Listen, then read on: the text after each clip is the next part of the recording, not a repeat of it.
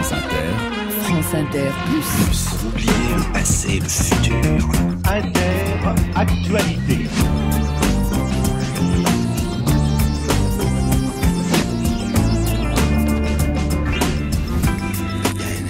Syrie. France Inter.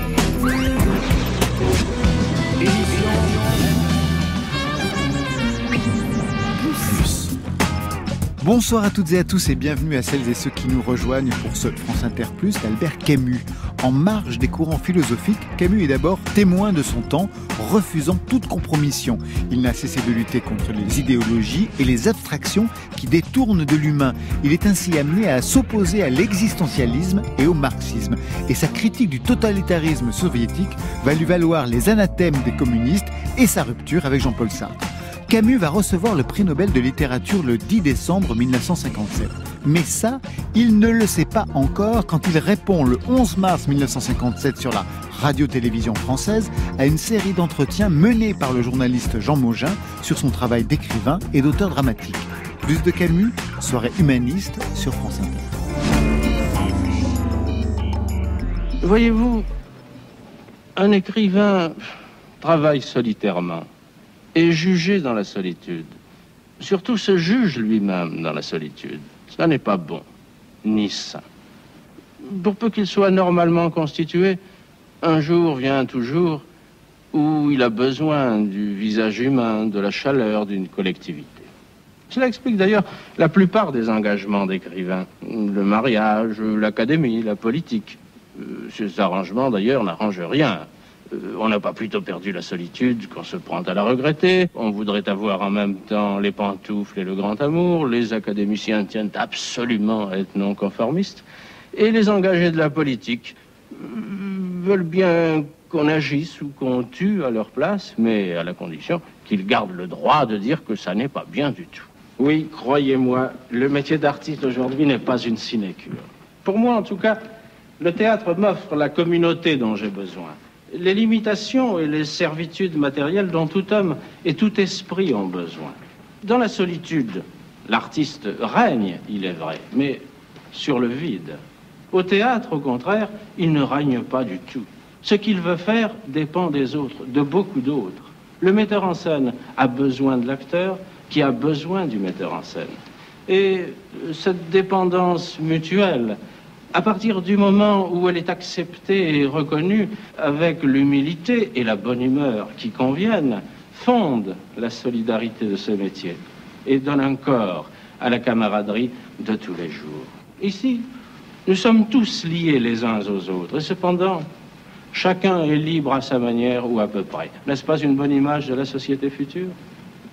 Entendons-nous, les acteurs en tant que personnes sont aussi décevants que n'importe quelle créature humaine, y compris d'ailleurs le metteur en scène. Et d'autant plus décevants parfois qu'on s'est laissé aller à beaucoup les aimer. Mais les déceptions, si déceptions il y a, surviennent presque toujours après la période de travail, quand chacun retourne à sa nature solitaire.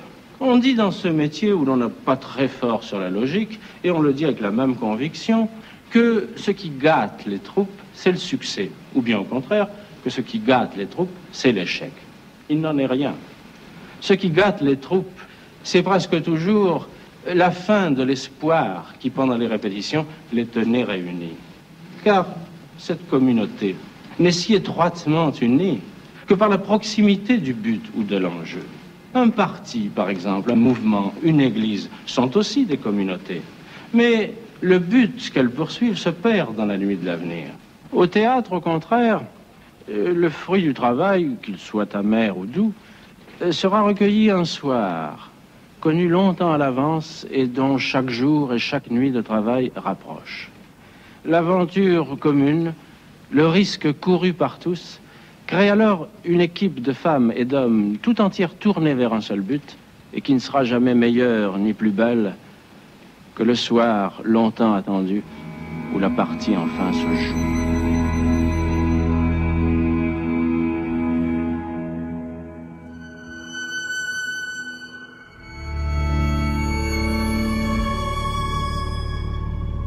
Toujours dans cette série d'entretiens de 1957 sur la radio-télévision française, Albert Camus essaye d'expliquer son rôle dans le triptyque écrivain, philosophe et artiste. Il revient également sur les deux thèmes importants de son œuvre, l'absurde et la révolte.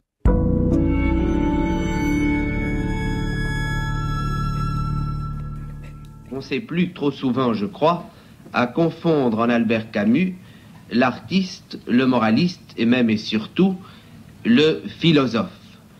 Monsieur Albert Camus, je voudrais vous demander tout d'abord, que pensez-vous de cette confusion dont vous êtes souvent victime? Eh bien, c'est une confusion inévitable, mais si tant est que le point de vue d'un artiste sur lui-même soit le bon, je voudrais insister sur le fait que, personnellement, je me sens et je me considère d'abord comme un artiste. Nous ne sommes pas ici, bien entendu, pour faire de la philosophie, mais je crois qu'il faudrait tout de même que vous nous donniez votre formule. Certains de vos commentateurs ont dit que pour vous, l'absurde, c'était la relation du monde tel qu'il est, tel qu'il nous apparaît, du monde irrationnel et de la conscience humaine. Que l'absurde, c'était ce qui résultait du confrontement de ce monde irrationnel et de la conscience de l'homme. Est-ce que ça vous paraît valable comme définition? Ça me paraît d'autant plus valable que je n'en suis pas l'inventeur et Oui. qu'en somme, depuis Pascal, c'est un thème qui a été largement exploité. Et pour la révolte, alors, le mot révolte, évidemment, implique un sentiment d'insurrection complète. Or, je crois que ça c'est, à travers votre œuvre, infiniment nuancé, et que si on cherchait dans votre œuvre à reprendre les diverses définitions que vous donnez de la révolte, on aurait un spectre, comme on dit dans les sciences physiques.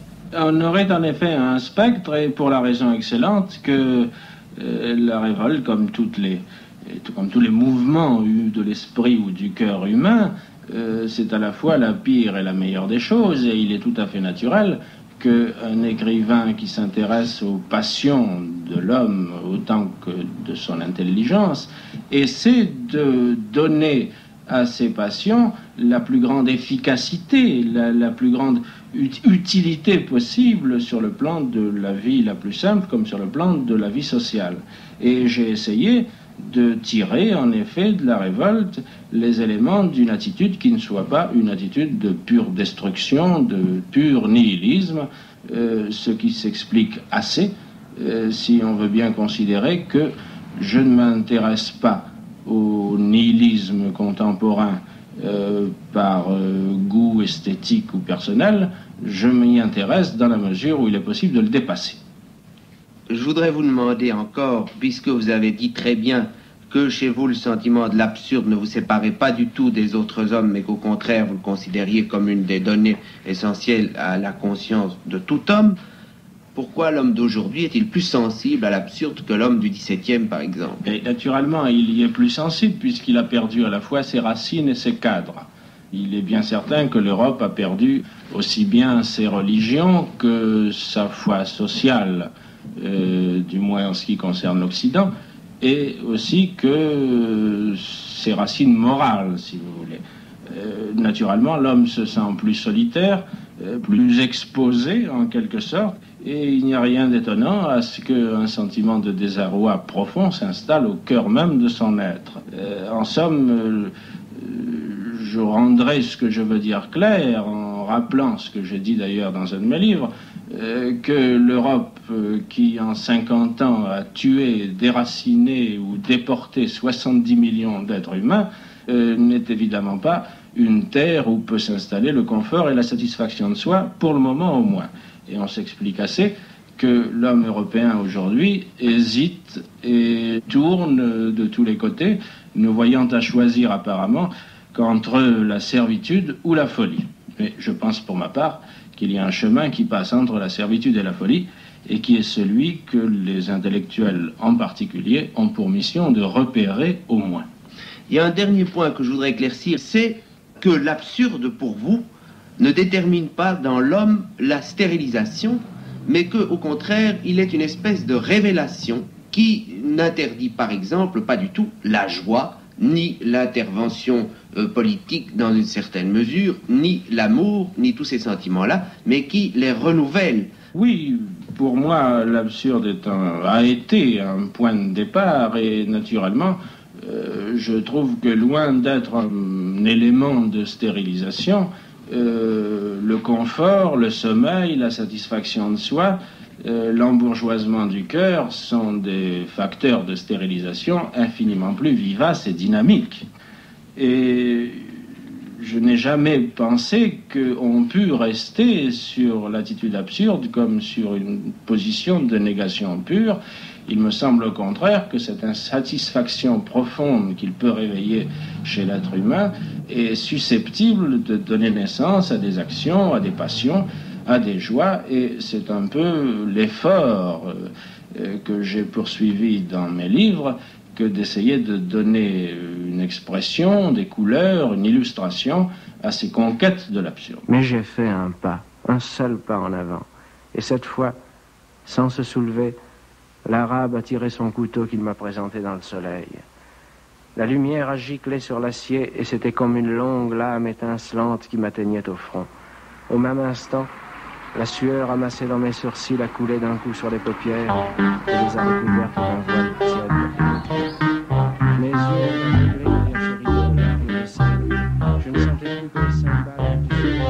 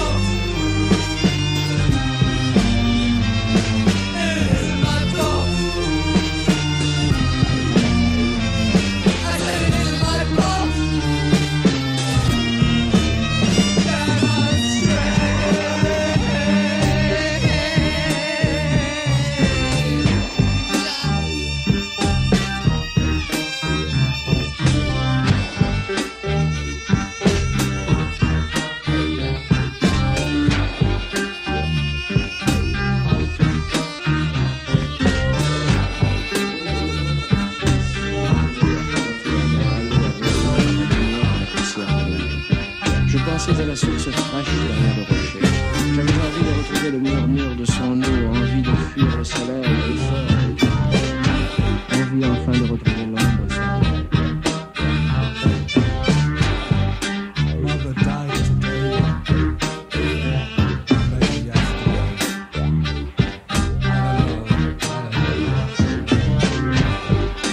Gotta ask my boss.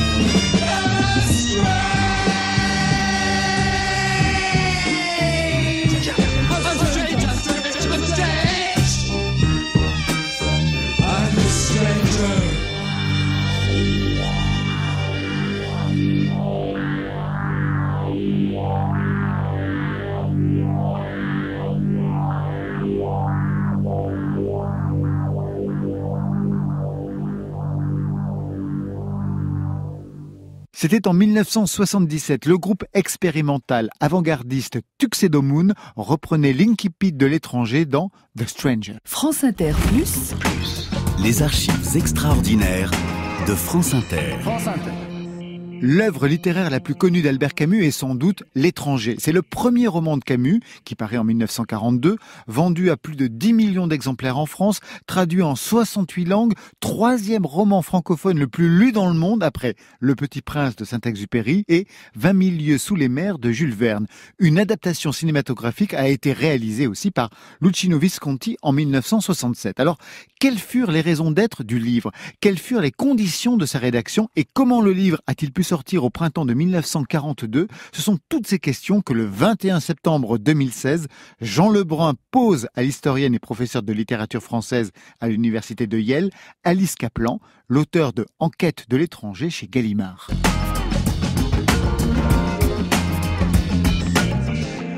Alors, vous avez découvert L'étranger de Camus, vous dites tout le monde l'a lu. Vous l'avez lu à 15 ans.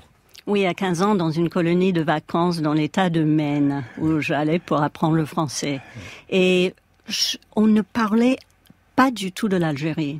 Je pense que le reste de ma carrière de prof a été une tentative pour remplir ce vide. Alors prof, parce que vous êtes prof à Yale Université, vous êtes une de ces personnalités très d'union entre la vie intellectuelle française et la vie américaine, à qui on doit beaucoup. Alors l'Algérie, vous y êtes allé peut-être 4 ou 5 fois pour ce travail à la recherche de l'étranger. Je vous propose qu'on l'observe de loin, telle qu'elle était en 36-37, Camus a 23 ans. Vous citez 2 endroits qui ont de beaux noms et sur lesquels on peut s'arrêter. La maison devant le monde. Dans les hauteurs d'Alger, presque cachée. Et c'est là où il est allé à la suite de son divorce pour vivre avec des copines et pour essayer d'écrire un premier roman, La mort heureuse. C'était un échec, peut-être qu'il était trop heureux. Il y avait trop d'histoires aussi dans La mort heureuse qui s'emboîtait mal. Enfin, ouais. Il mettait tout ce qu'il faisait, tout ce qu'il avait fait. Peut-être était-il trop heureux pour écrire un roman. Il avait déjà publié à 300 exemplaires chez Charlot 2 textes dans le fameux Nos, enfin le Nos qui deviendra fameux. Charlot, 2e nom à retenir, tenait une librairie en forme de couloir, mais où se réunissait un cercle et ça s'appelait Les vraies richesses. Mais vous, Edmond Charlot, ce qui vous tenait à cœur, c'était les livres. Vous avez donc, à 21 ans, une librairie, Les Vraies Richesses, et des ambitions d'éditeur. Or, il existait encore une littérature de langue française dans laquelle tout ce qui était au-delà de la Méditerranée avait un cachet d'orientalisme, quelque chose d'assez fleuri. Mais ce n'était pas cela que vous autres, vous vouliez à Alger. Comme tous les jeunes, on voulait évidemment prendre le contre-pied de cette littérature et faire une littérature vivante. Dans le fond, c'est ce qui a été fait après. C'est ce qui a été fait après par Camus, par Robles, par Jules Roy, par tous ceux qui sont sortis, qui ont procédé de cette espèce d'engagement qui, curieusement d'ailleurs, s'est cristallisé autour de cette petite librairie qui en fait représentait rien. C'était un petit boyau qui devait bien avoir 6 ou 7 mètres de long sur 3 ou 4 mètres de large, je sais même pas si ça avait 4 mètres de large, avec une petite soupente et toute l'intelligentsia, la jeune intelligentsia algéroise s'est regroupée autour de ce petit boyau, de cette petite librairie. Nous avons été une école d'écrivains algériens. Que cette école d'écrivains algériens, et quand je dis école, je ne veux pas dire un groupe d'hommes obéissant à des doctrines, des règles, je veux dire simplement un groupe d'hommes exprimant une certaine force de vie, une certaine terre, une certaine manière d'aborder les hommes. Et nous avons donc été une école où il y avait, à mon avis, je parle en termes de talent, autant de noms arabes que de noms français. Alors, on tousse là, parce qu'il y a de quoi tousser. Albert Camus voit les choses rétrospectivement. Cet entretien date de 58, et il parle d'écrivains algériens. C'était plutôt une intelligentsia algéroise, pour reprendre l'expression d'Edmond Charlot, son éditeur. Oui, ce sont des étudiants de Jean Grenier.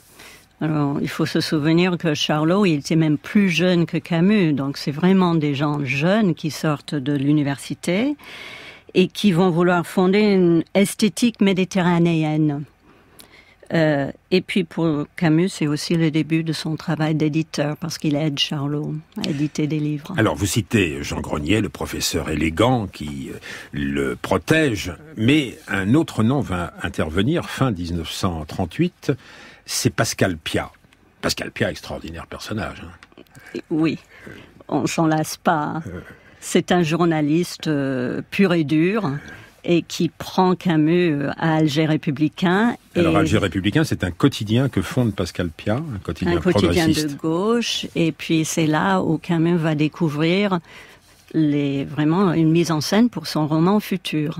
Les pilotis du livre, les comme pilotis disait du livre Stendhal au Palais de siens. Justice. Alors au Palais de Justice, oui, parce qu'il va suivre les procès comme chroniqueur judiciaire.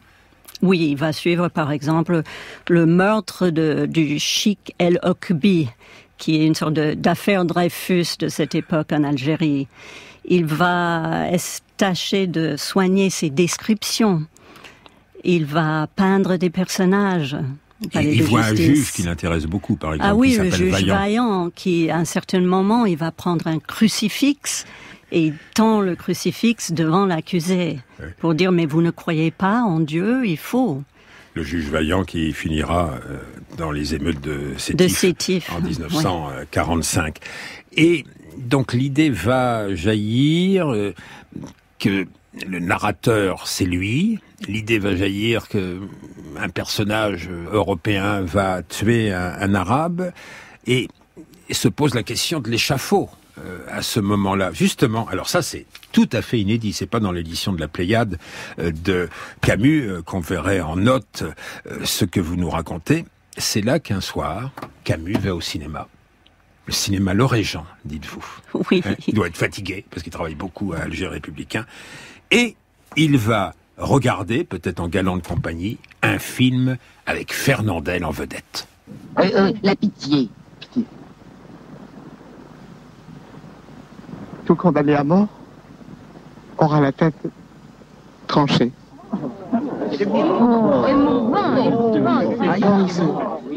Interrogatif et affirmatif.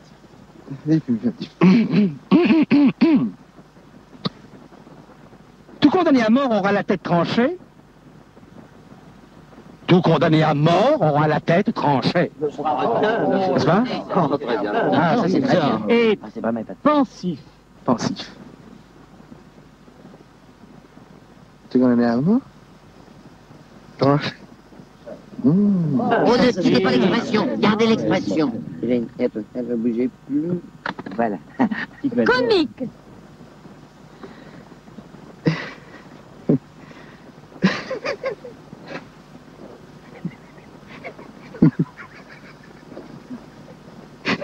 Tout condamné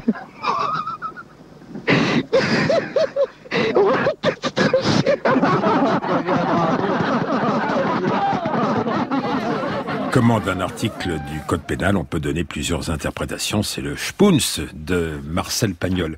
Vous dites que il y a quelque chose de commun d'ailleurs entre Fernandel et Camus. Mais c'est Camus lui-même qui a dit qu'il était moitié Fernandel, moitié Bogart, et puis un peu de samouraï. Non mais Bogart, je veux bien, l'imperméable, plus mais tard à Paris. Mais il y a quelque chose d'un peu chevalin dans son visage. Et aussi c'est un acteur qui a la même plasticité de visage que Fernandel, qui sait passer du tragique au comique. Donc, je pense qu'il s'identifie aussi par des ambitions de provincial. Quand il regarde ce film, c'est une mise en abîme de son œuvre qui se fait. Mais c'est inattendu ce que vous dites. Donc, les procès, la réflexion sur les exécutions, le film de Fernandel, l'exécution de Wedman, la dernière publique en 1939. Il y a aussi une rixe qu'Olivier Todd, dans sa biographie à la française de Camus, cite, qui aurait eu lieu sur une plage non loin d'Oran et dont Camus aurait eu connaissance. Je mets ça au conditionnel parce que toujours dans l'édition de la Pléiade, André Abou dit que c'est superfétatoire. Vous aurez des preuves du contraire avant la fin de la mission. Très je vous bien, promets. Alice Kaplan. Le livre, peu à peu, prend forme pour le premier chapitre, mais il est structuré. Et c'est quand Camus, après la suspension d'Alger Républicain en octobre 39, s'en va rejoindre Pascal Piat au secrétariat de rédaction du grand quotidien Paris Soir, dans la capitale qu'il connaît à peine, que là, la rédaction va presque tout d'un coup couler de source. J'ajouterais qu'il est vraiment mis à la porte en Algérie à cause de son activité anticoloniale. C'est important pour la suite. Et là, il est tout seul, un travail vraiment sans intérêt de mise en page de la page 4, et il commence à écrire. Il trouve, bizarrement, cette fois-ci, que ça se passe très facilement, que le livre est presque tracé en lui. Il le dit à sa fiancée dans une lettre. Et c'est donc écrit dans un hôtel minable de Montmartre et dans l'atmosphère crépusculaire. Oui, en face du bateau Lavoir. De la drôle de guerre, avec les vitres opacifiées, il faut pas qu'aucune lumière ne sorte la nuit. Mais il fait souvent ce coup-là. Il fait la même chose pour La Peste, par exemple. Il écrit coincé en France et il met les gens coincés en Algérie.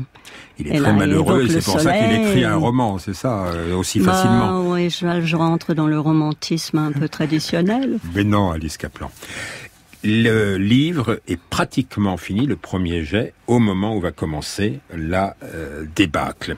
On va entendre Camus en lire un moment très important. Alors vous racontez que beaucoup d'histoires en contrepoint ont été disposées de façon à ce qu'elles n'interviennent pas trop vite. Le moment où Meursault, est-ce que c'est Meursault, est-ce que c'est Meursault, retrouve de nouveau l'Arabe avec lequel il s'était trouvé face à face dans une bagarre en compagnie de son ami Raymond. Je voyais de loin la petite masse sombre du rocher entourée d'un halo aveuglant par la lumière et la poussière de mer. Je pensais à la source fraîche derrière le rocher. J'avais envie de retrouver le murmure de son eau, envie de fuir le soleil, l'effort et les pleurs de femme, envie enfin de retrouver l'ombre et son repos. Mais quand j'ai été plus près, j'ai vu que le type de Raymond était revenu. Il était seul. Il reposait sur le dos, les mains sous la nuque, le front dans les ombres du rocher, tout le corps au soleil. Son bleu de chauffe fumait dans la chaleur. J'ai été un peu surpris. Pour moi, c'était une histoire finie et j'étais venu là sans y penser. J'ai pensé que je n'avais qu'un demi-tour à faire et ce serait fini. Mais toute une plage vibrante de soleil se pressait derrière moi. J'ai fait quelques pas vers la source, l'Arabe n'a pas bougé. Malgré tout, il était encore assez loin. Peut-être, à cause des ombres sur son visage, il avait l'air de rire. J'ai attendu. La brûlure du soleil gagnait mes joues et j'ai senti des gouttes de sueur s'amasser dans mes sourcils. C'était le même soleil que le jour où j'avais enterré maman, et comme alors, le front surtout me faisait mal et toutes ses veines battaient ensemble sous la peau. À cause de cette brûlure que je ne pouvais plus supporter, j'ai fait un mouvement en avant. Je savais que c'était stupide, que je ne me débarrasserais pas du soleil en me déplaçant d'un pas, mais j'ai fait un pas, un seul pas en avant. Et cette fois, sans se soulever, l'Arabe a tiré son couteau qu'il m'a présenté dans le soleil. La marche de l'histoire. Jean Lebrun. Avec Alice Kaplan qui publie En quête de l'étranger, le livre de Camus. Quel lecteur admirable. Il était ici en 1954 à la radio nationale. C'est un enregistrement qui a été repris d'ailleurs par l'éditeur sonore Frémaux. Quelle sensualité dans ses descriptions du soleil. Il l'aime, il déteste. Enfin, c'est une scène qu'il a beaucoup retravaillée. Il a reçu une belle lettre de André Malraux qui lui disait « Il faut mettre plus de lumière dans la scène du meurtre ». C'est écrit dans un premier jet avant mai 40, c'est publié au printemps 42 chez Gallimard, après une intervention notamment de Malraux, mais entre ces deux dates, le manuscrit, il a failli se perdre pendant les désordres de l'Exode quand Camus suivait ou précédait la rédaction de Paris Soir sur les routes. Et c'est toute une épopée. Il quitte Paris au moment de l'Exode avec Paris Soir, il se retrouve à Clermont-Ferrand, il y va en voiture, il met le manuscrit dans le coffre, la voiture a failli exploser, il va tout de suite voir dans le coffre que tout va bien. Il garde le manuscrit avec lui jusqu'à Bordeaux, jusqu'à Lyon, et puis il retourne en Algérie.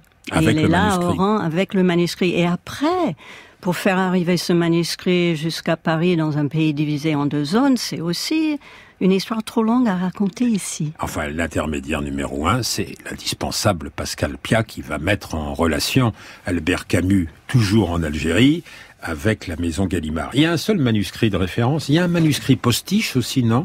Oui, il y a un drôle de manuscrit que Camus a copié en 1944 pour gagner un peu d'argent. Il a fait un faux vrai manuscrit. Oui, parce qu'il y avait des gens, notamment le libraire Anacréon, qui était à l'époque secondé par le jeune Pierre Berger, qui achetait des manuscrits aux écrivains contre des beefsteaks. Et vous pensez qu'il a fait ça, lui ? Oui, oui, il le dit lui-même. Il a réécrit, il a tapé sur le plancher, le manuscrit étant entre ses chaussures. Voilà, j'aimerais bien voir, apparemment, il a dessiné des petites guillotines, et des soleils. Comment l'accueil s'était-il produit entre 42 et 44 ? 12 000 exemplaires à peu près en 3 tirages ? C'est ça. La réception était très mélangée.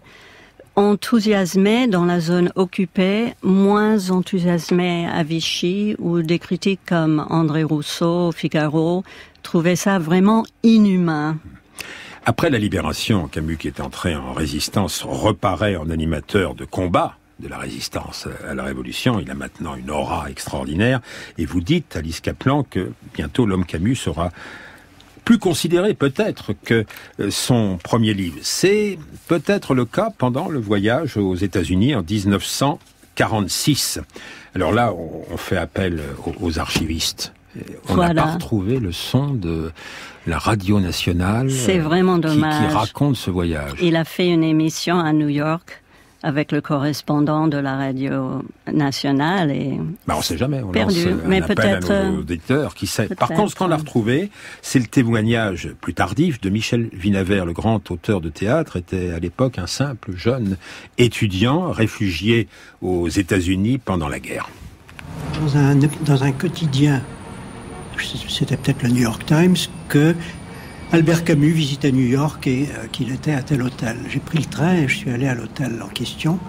Et je me suis dit, est-ce que je vais le rencontrer dans le hall ? Si je le rencontre, je l'aborde. Parce que pour moi, L'étranger était un livre à l'époque absolument essentiel. J'avais jamais abordé quelqu'un comme ça, mais bon, il se trouve que j'ai abordé Camus. Il a bien voulu s'arrêter pendant 5 ou 10 minutes dans son parcours pour bavarder avec moi et m'inviter à lui envoyer le texte que j'écrirais éventuellement. Et c'est ainsi que, quand j'ai eu fini mon premier roman, L'Atome, je l'ai envoyé à Camus. Et j'ai eu très vite une indication de sa part, comme quoi il le présentait au comité de lecture avec un avis favorable. Et ils sont restés longtemps correspondants. C'est formidable. C'est tout à fait Camus à cette époque qui voulait voir les jeunes. Il était au Embassy Hotel, Upper West Side, et donc cela avait été révélé dans un article de New Yorker. C'était trouvable. Son éditrice, c'est Blanche Knopf, la merveilleuse Blanche Knopf. Qui, quand elle était à Paris, recevait systématiquement au Ritz, où elle logeait. Elle a mis au point toute une stratégie. Elle a décidé qu'il fallait lancer Camus comme l'existentialisme.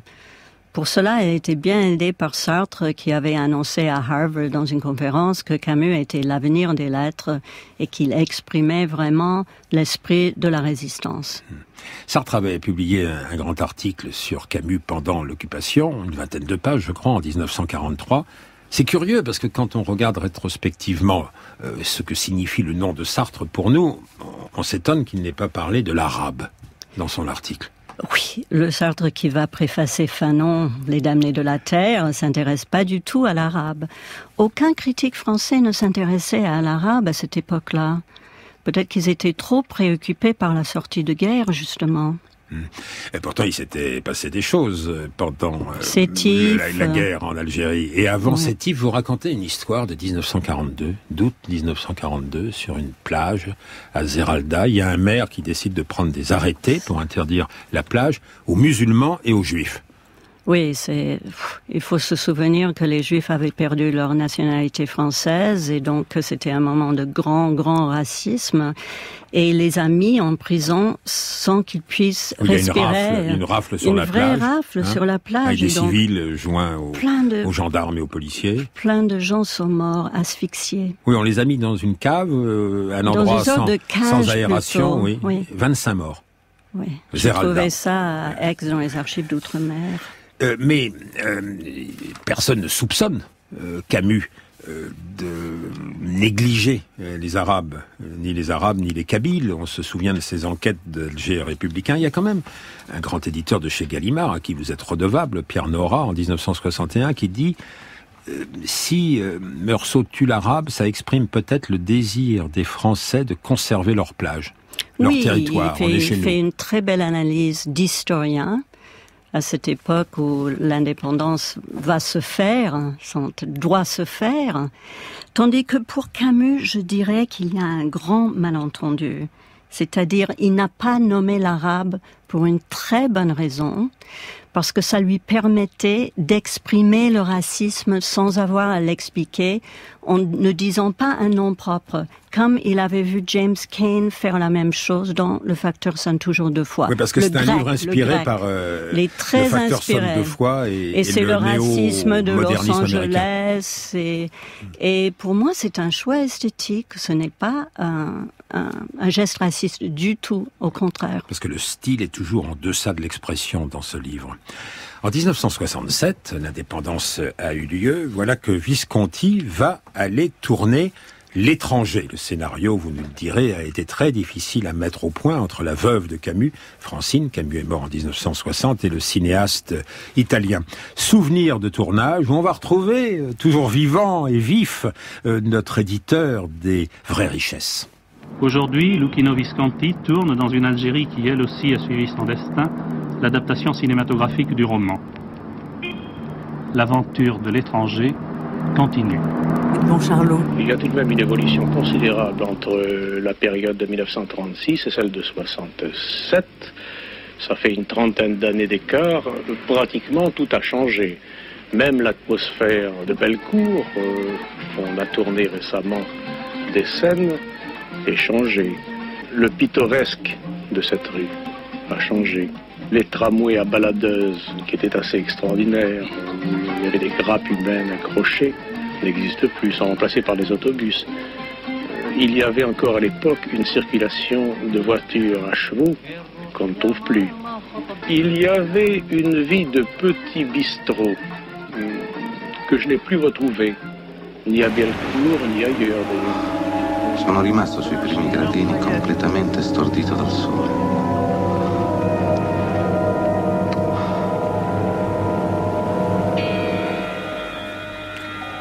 Mastroianni, pour vous faire plaisir, mais pendant peu de secondes.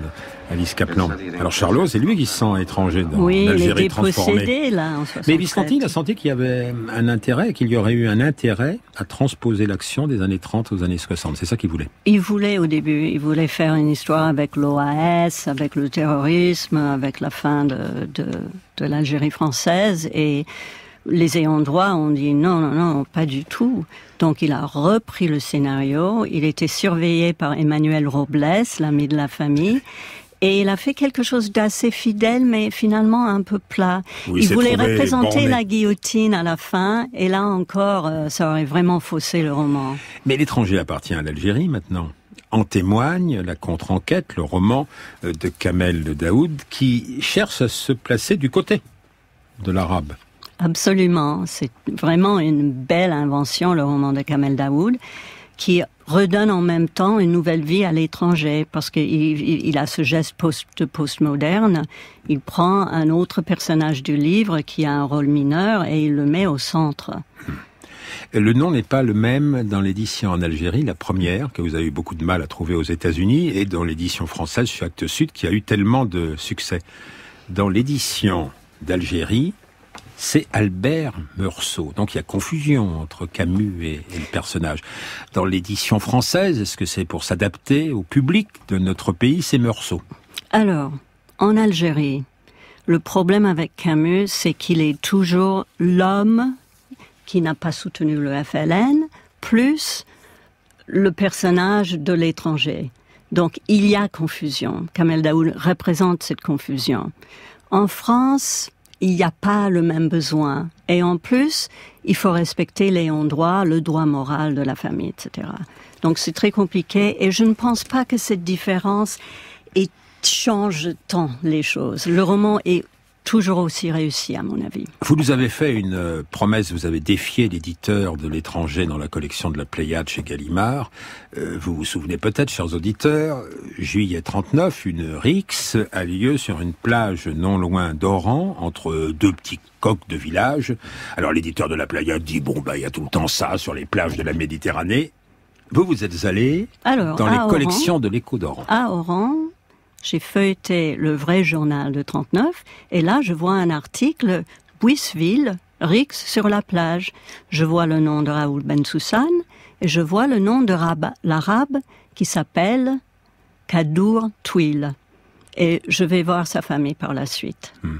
Et là, vous trouvez le frère de Kamel Twil. Le frère et la sœur. Enfin, dans l'Écho d'Oran, il s'appelle Ben Twil, parce que dès que c'est un arabe, on met Ben, tandis que Bensoussan s'appelle Monsieur Bensoussan. Les arabes n'ont pas le droit au nom de monsieur. L'article est assez intéressant. Ouais. Et là, vous retrouvez la famille de Twil. Je retrouve la famille, je découvre que c'était un homme dont la famille était très importante dans le village, qui parlait 4 langues, qu'il avait une petite amie française. Pas du tout le subalterne de notre imagination postcoloniale. On ne va pas révéler ce qu'est devenu Twil. Il a eu un destin assez compliqué. Il a connu la prison, il a connu la tuberculose. Et d'une certaine manière, c'est un frère d'Albert Camus. Quand on est camusien, on aime sinon les rapprochements, du moins la fraternité. Je suis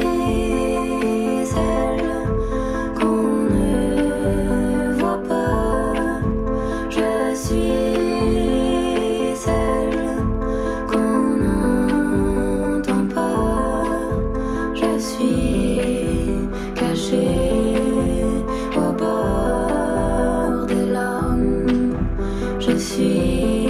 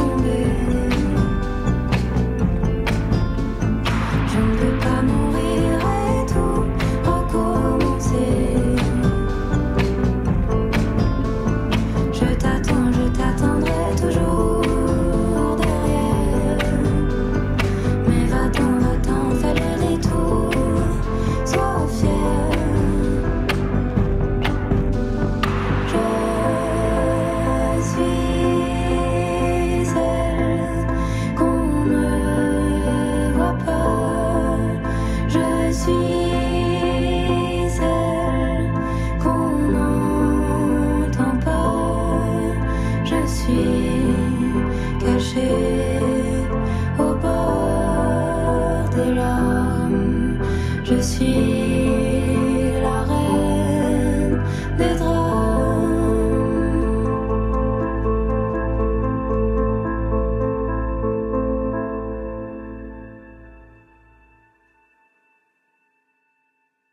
Pomme nous confie ses anxiétés sur son dernier album, Les Failles. France Inter.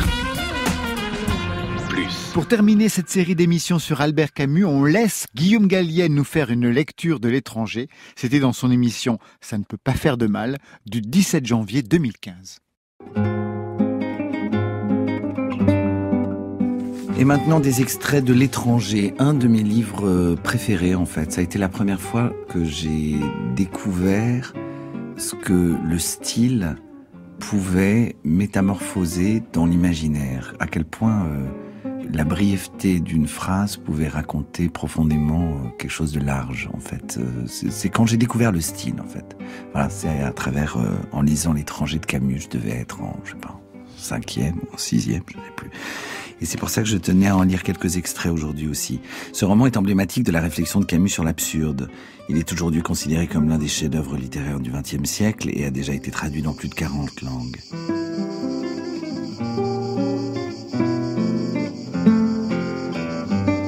Aujourd'hui, maman est morte. Ou peut-être hier, je ne sais pas. J'ai reçu un télégramme de l'asile.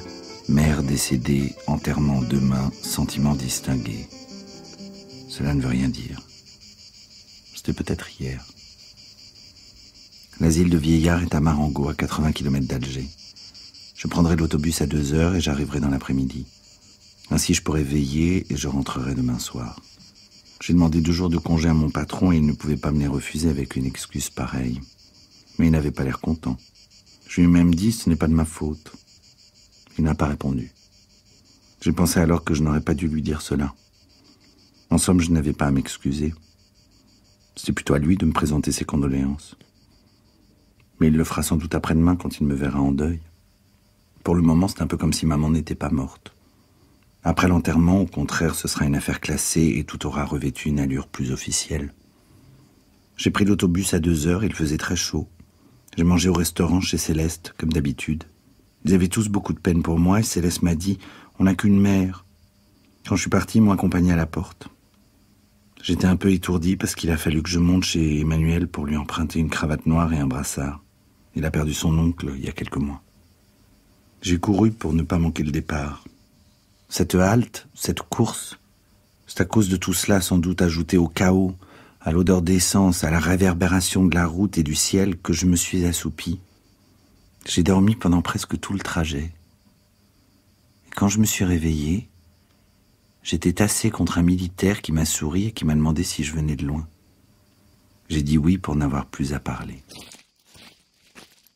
L'asile est à 2 km du village. J'ai fait le chemin à pied. J'ai voulu voir maman tout de suite. Mais le concierge m'a dit qu'il fallait que je rencontre le directeur. Comme il était occupé, j'ai attendu un peu. Pendant tout ce temps, le concierge a parlé et ensuite j'ai vu le directeur. Il m'a reçu dans son bureau. C'est un petit vieux avec la Légion d'honneur. Il m'a regardé de ses yeux clairs.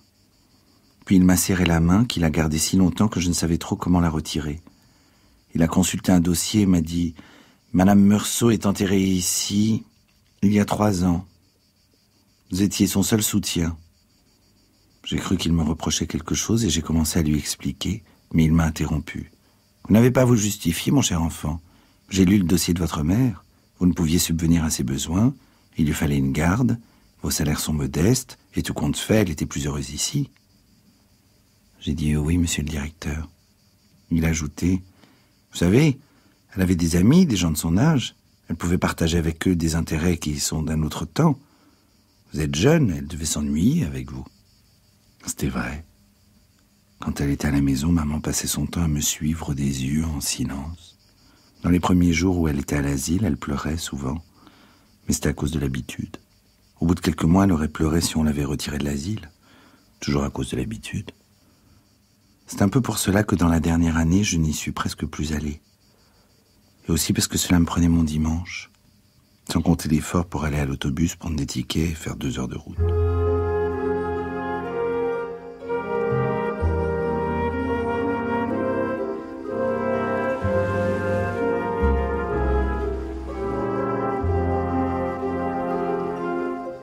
Quelques jours après avoir enterré sa mère, il rejoint Raymond, son voisin, et d'autres amis à la plage. Mais l'après-midi de détente tourne court, une bagarre éclate entre eux et 2 Algériens qu'ils croisent près des rochers. Sur le sable, la mer haletait de toute la respiration rapide et étouffée de ces petites vagues. Je marchais lentement vers les rochers et je sentais mon front se gonfler sous le soleil. Toute cette chaleur s'appuyait sur moi et s'opposait à mon avance. Et chaque fois que je sentais son grand souffle chaud sur mon visage, je serrais les dents. Je fermais les poings dans les poches de mon pantalon. Je me tendais tout entier pour triompher du soleil et de cette ivresse opaque qu'il me déversait. À chaque épée de lumière jaillie du sable, d'un coquillage blanchi ou d'un débris de verre, mes mâchoires se crispaient. J'ai marché longtemps. Je voyais de loin la petite masse sombre du rocher entourée d'un halo aveuglant par la lumière et la poussière de mer. Je pensais à la source fraîche derrière le rocher. J'avais envie de retrouver le murmure de son eau, envie de fuir le soleil, l'effort et les pleurs de femme, envie de retrouver l'ombre et son repos. Mais quand j'ai été plus près, j'ai vu que le type de Raymond était revenu. Il était seul. Il reposait sur le dos, les mains sous la nuque, le front dans les ombres du rocher, tout le corps au soleil. Son bleu de chauffe fumait dans la chaleur. J'ai été un peu surpris. Pour moi, c'était une histoire finie et j'étais venu là sans y penser. Dès qu'il m'a vu, il s'est soulevé un peu et a mis la main dans sa poche. Moi, naturellement, j'ai serré le revolver de Raymond dans mon veston. Alors de nouveau, il s'est laissé aller en arrière, mais sans retirer la main de sa poche. J'ai pensé que je n'avais qu'un demi-tour à faire et ce serait fini. Mais toute une plage vibrante de soleil se pressait derrière moi. J'ai fait quelques pas vers la source. L'Arabe n'a pas bougé. Malgré tout, il était encore assez loin. Peut-être à cause des ombres sur son visage, il avait l'air de rire. J'ai attendu. La brûlure du soleil gagnait mes joues et j'ai senti des gouttes de sueur s'amasser dans mes sourcils. C'était le même soleil que le jour où j'avais enterré maman. Et, comme alors, le front surtout me faisait mal et toutes ses veines battaient ensemble sous la peau. À cause de cette brûlure que je ne pouvais plus supporter, j'ai fait un mouvement en avant. Je savais que c'était stupide, que je ne me débarrasserais pas du soleil en me déplaçant d'un pas. Mais j'ai fait un pas, un seul pas en avant. Et cette fois, sans se soulever, l'Arabe a tiré son couteau qu'il m'a présenté dans le soleil. La lumière a giclé sur l'acier et c'était comme une longue lame étincelante qui m'atteignait au front. Au même instant, la sueur amassée dans mes sourcils a coulé d'un coup sur les paupières et les a recouvertes d'un voile tiède et épais. Mes yeux étaient aveuglés derrière ce rideau de larmes et de sel. Je ne sentais plus que les cymbales du soleil sur mon front, et, indistinctement, le glaive éclatant jaillit du couteau toujours en face de moi. Cette épée brûlante rongeait mes cils et fouillait mes yeux douloureux. C'est alors que tout a vacillé.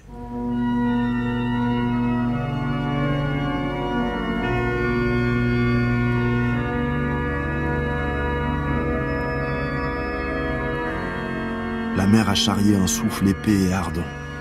Il m'a semblé que le ciel s'ouvrait sur toute son étendue pour laisser pleuvoir du feu. Tout mon être s'est tendu et j'ai crispé ma main sur le revolver. La gâchette a cédé. J'ai touché le ventre poli de la crosse et c'est là, dans le bruit à la fois sec et assourdissant, que tout a commencé.